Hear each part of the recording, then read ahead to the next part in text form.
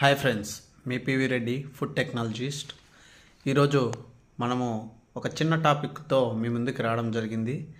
ఏంటి అంటే, చాలామంది ఈ ఫుడ్ తీసుకుంటూ మార్కెట్లో దొరికేటువంటి ఫుడ్తో పాటు బట్టి కొట్టుల మీద ఎక్కువ మంది ర్యాపింగ్ చుట్టూ పేపర్ ఎక్కువ యూజ్ చేస్తూ దానివల్ల ఉపయోగాలు చాలా వరకే నష్టపరిచేదే ఎక్కువ ఉంది.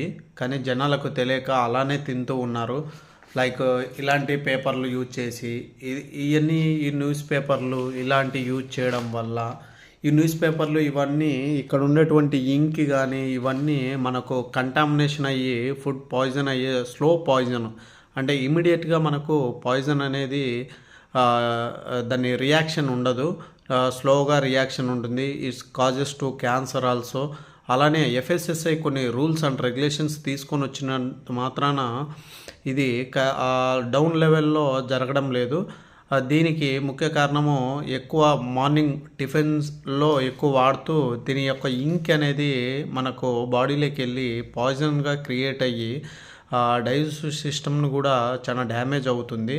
అలానే మనకు ఎఫ్ఎస్ఎస్సి రెగ్యులేషన్ 2011లో మనకు ప్యాకింగ్ మెటీరియల్లో కూడా చెప్పబోతు అలానే క్రాస్ కంటామినేషన్ అవుతుంది.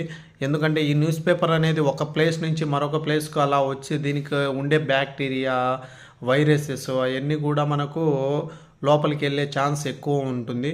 అందువల్ల దయచేసి ప్రతి ఒక్కరు కూడా మీరు వాడేటప్పుడు ఏదైనా కానీ లీఫ్ వేసి అలాంటి ప్లేట్లలో లీఫ్ ఉండి అలాంటి దాంట్లో తినాల్సిందిగా కోరుతూ మీ పివి రెడ్డి. Thank you. జై హింద్.